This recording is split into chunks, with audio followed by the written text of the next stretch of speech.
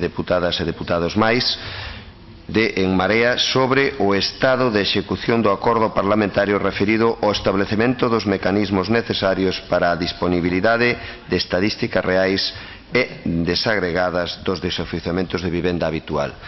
Para darlle resposta, temos aquí ao señor director do IGUS, don Heriberto García Porto. Ten vostede a palabra por 8 minutos. Bos días, señor García. Vostede non estaba cando comezou a comisión, pero o presidente, por ser a primeira sesión, fixo un chamamento a que entre todos fagamos un traballo frutífero ao longo desta legislatura, e eu creo que se despistou de facelo extensivo tamén aos membros do goberno que veñan a contestar, porque eu digo que para que o traballo sexa frutífero sería bon que contestasen ao que se lle pregunta, e polas experiencias anteriores pois non sempre é así. E falou tamén do respeto institucional, seguramente non o respeto como entendo eu, seguramente porque algúns utilizamos a linguaxe deste país tan rica precisamente ou con precisión cando queremos calificar algunhas actitudes de gobernos como os do Partido Popular, e entón eso lle chama falta de respeto. Non lle chamo falta de respeto, lle chamo que hai palabras que definen accións, pero respeto tamén é contestar, non, o que se pregunta.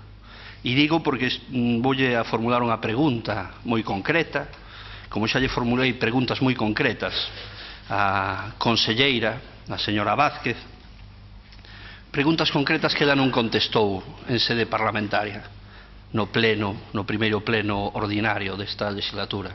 A min eso me parece unha falta de respeto aos representantes dos galegos e galegas, e me parece unha falta de respeto aos galegos e ás galegas. Creo que para que o traballo sexa frutífero, eu me sumo á petición do presidente, que as sesións de control non é que vostedes estén aquí físicamente, é que contesten honestamente ao que se preguntan. Mais, se aínda por riba, formulamos unhas preguntas tan concretas como as que eu lle vou a formular e lle formulei á conselleira. Estamos falando de desafiuzamentos, estamos falando dun drama que expresa o empobrecemento xeral das clases medias e baixas neste país, e que é unha cuestión estrutural. Xa hai demasiados anos que empezou a chamada crise co estoupido da burbulla inmobiliaria, e seguimos con os datos inaceptables, unhos datos de despexos e de desaloxos e de desahuciamentos intolerables, que demostran que non é unha cuestión coyuntural. Non foi simplemente aquel estúpido da burbulla inmobiliaria cando había persoas que se tiñan hipotecado por riba das súas posibilidades, máis ben por riba das posibilidades do modelo laboral que había aí de política de vivenda, senón que mantense no tempo este problema estrutural que é causado na súa estrutura por un modelo laboral con salarios baixos, que baixaron nos anos da crise, inestabilidade laboral, precariedade laboral, xente que se queda sin traballo, incremento dos parados de longa duración, incremento da xente que vive da risga ou que pode pretender vivir da risga, e combinado con as políticas de vivenda que non mudaron. Eso de que decían de que o estúpido da burbulla iba a servir para cambiar o modelo, non mudaron. Non se mudaron as cuestións básicas de políticas de vivenda, de facer unha política de vivenda que garanta o dereito á vivenda, non? Faltan políticas de movilización da vivenda baleira, faltan políticas que fomenten esa movilización, faltan políticas que incrementen o parque público de alugueiro. As poucas cousas que sí precisou a conselleira, pensando que daba un dato espectacular, dixo que se incrementaran nestes anos 150 vivendas o parque público de alugueiro no pleno. Para nós ese é un dato paupérrimo e sigue na liña de considerar algo residual ese parque público de alugueiro. Nós creemos que ten que ser fundamental para equilibrar a oferta de vivenda, etc. Pero tamén a súa xestión. Xa non aspiro nin que a vostedes deixen de considerar a vivenda como un motor económico e un negocio especulativo. Non, sei que eso vostedes defenden e seguirán defendendo. Pero a propia xestión de considerar incluso a vivenda como algo moi colateral, moi residual, deixa moito que desexar. Dende que o Partido Popular goberna en 2009, reducíronse os orzamentos dun xeito drástico, pero é máis, é que se reduciu o grado de execución das funcións de vivenda. Na última conta xeral de 2015, non lle dei a cabeza, teño aquí, só a función de políticas de emprego supera en baixa execución a función de vivenda. O 60,35% executaron vostedes, quedaron sin executar, sin comprometer tampouco 17 millóns de euros. Son 17 millóns de euros que quedan sin utilizar para garantir o dereito á vivenda da xente.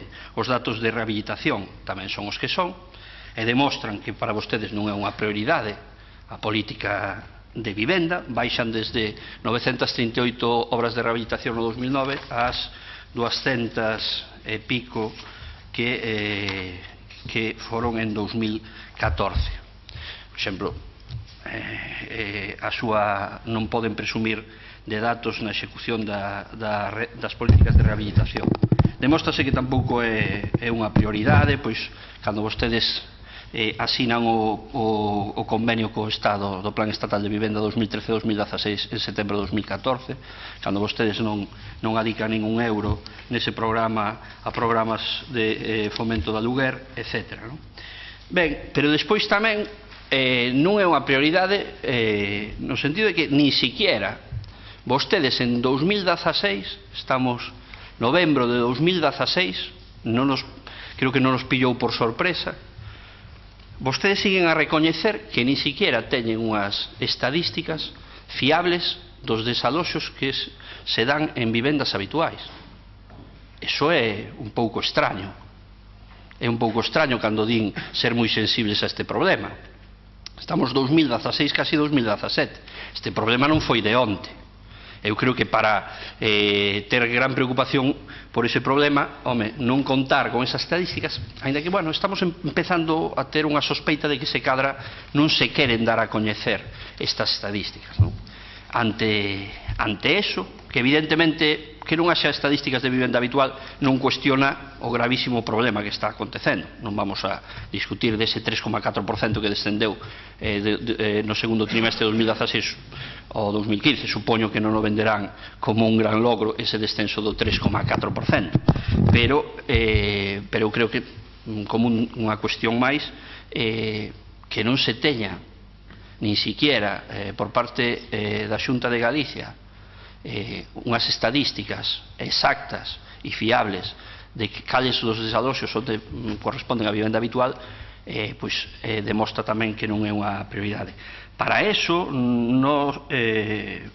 eu mesmo impulsei unha iniciativa neste Parlamento aprobada por unanimidade e transaccionada co hoxe presidente, o señor Castiñeiras, donde decía que instaba o Parlamento Galego, instaba a Xunta de Galicia que reitere ao Tribunal Superior de Xusticia de Galicia e ao Consello Xeral do Poder Xudicial a necesidade de contar con estadísticas reais e desagregadas dos desafiuzamentos de vivenda habitual e que en coordinación coa Xunta de Galicia e FEGAM estabelece os mecanismos que o posibiliten. Se unha pregunta era un texto moi concreto. Queremos saber, xa remato, queremos saber que foi desas xestións, porque polo que sabemos dos últimos datos do Consello Xeral do Poder Xudicial siguen sin vir as estadísticas desagregadas. Queremos saber en que punto están.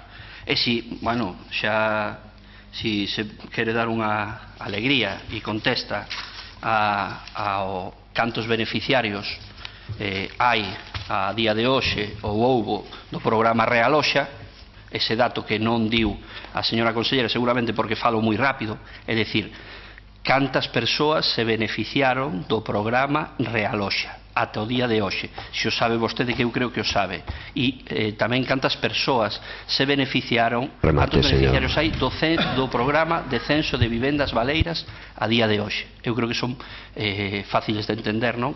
E espero que me conteste. Moitas grazas.